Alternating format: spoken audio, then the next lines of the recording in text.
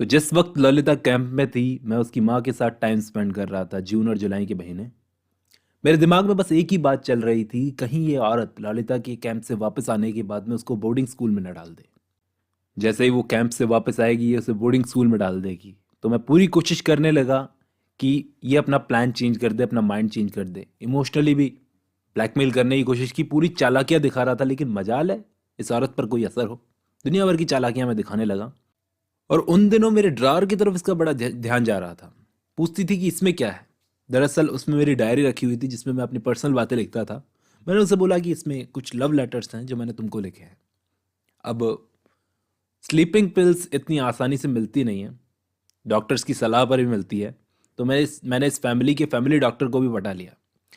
फिर मैंने उन पिल्स को ललिता की माँ पर टेस्ट किया। ललिता पर टेस्ट करने से पहले वो पिल्स उसे दी तो वो इतनी स्ट्रांग नहीं थी, वो पूरी तरह सुई नहीं थी। फिर मैं डॉक्टर के पास वापस गया और पावरफुल पिल्स लेने के लिए।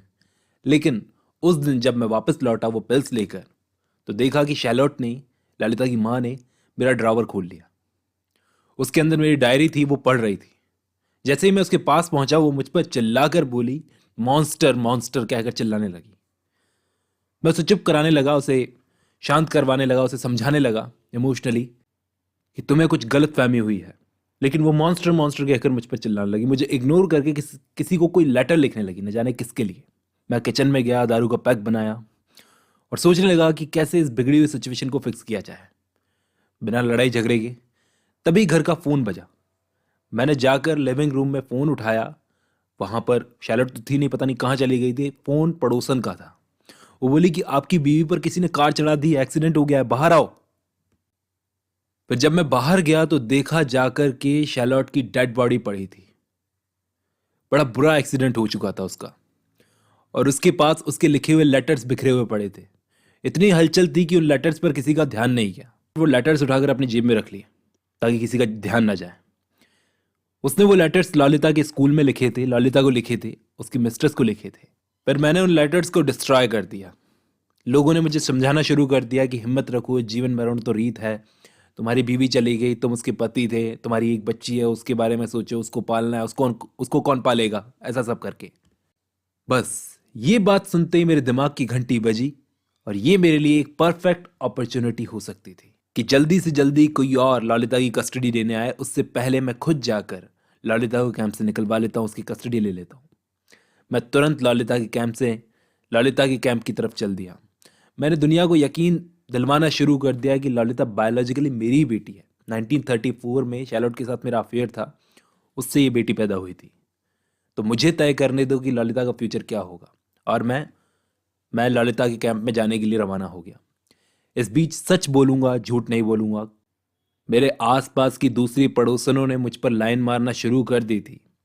लेकिन मैंने उनके इरादों में उनको कामयाब नहीं होने दिया, क्योंकि मेरे मन में तो बस ललिता थी। कैंप जाते हुए मुझे डर इस बात का था कि ललिता मुझ पर भरोसा ना करे।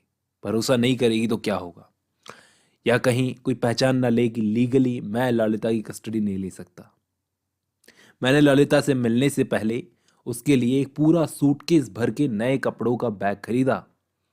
अगली रात गुजारने के लिए एक होटल में, होटल का नाम था एन्चांटेड हंटर्स, उसमें एक रूम भी बुक करवा लिया।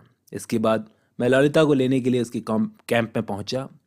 उसे ये बोलकर वहाँ से उठाया कि तुम्हारी माँ बहुत बीमार है और हम लोग उस हॉस्पिटल में जा रहे हैं जहाँ पर तुम्हारी माँ भर्ती है, इलाज चल रहा है उसका।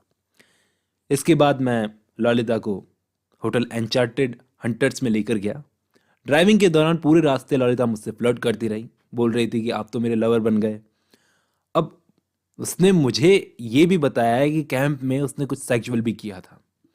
इसके बाद जब हम होटल में पहुंचे तो मैंने उसे एक पूरा सूटकेस दिया जो मैंने नए कपड़ों का उसके लिए ख़रीदा था। फिर मैंने और ललिता ने किस भी किया। इसके बाद डिनर किया। डिनर के बाद मैंने ललिता को वो स्लीपिंग पिल्स दे दी, वो देकर उसे सुला दिया। अब दोस्तों, इसके आगे की लैंग्वेज बहुत ज़्यादा भद्दी है, इसके लिए मुझे मत ब्लेम करना। पहली चीज़ तो मैं बहुत सही तरीके से सुनाने की कोशिश करूँगा। इसके बाद ये रूम लॉक करके पूरे होटल का इंस्पेक्शन करने गया, वॉक करने गया। इसके बाद इंतज़ार कर रहा था कि ललिता ढंग से सो जाए गहरी नींद में। उस वक्त इसकी खुशी का कोई अंदाज़ा नहीं लगा सकता था, क्योंकि ललिता अब इसकी हो चुकी थी फाइनली। ये जेब में पड़ी चाबियों को हाथ लगा करके फील कर रहा था। ये दोस्तों जो भी यहाँ पर कर रहा है वो सबको क्या बोलकर जस्टिफाई करता है कि मैं ललिता का कोई रेप नहीं कर रहा, ज़बरदस्ती नहीं कर रहा, स्लीपिंग पिल्स देकर नींद में उसके साथ सब कुछ कर रहा हूँ जो कुछ कर रहा हूँ, क्योंकि वो कोई इनोसेंट नहीं है। ललिता के लिए बोल रहा है कि वो कोई इनोसेंट नहीं है, वो भी सेक्सुअली करप्ट है। इसके बाद ये ललिता के पास गया, रूम में अंधेरे में उसके करीब जाकर सो गया और उसकी बॉडी को टच करने लगा। लेकिन अचानक सडनली इसे लगा कि वो जाग रही है, सोई नहीं थी। शायद जिस डॉक्टर से इसने स्लीपिंग पिल्स ली थी वो फेक थी।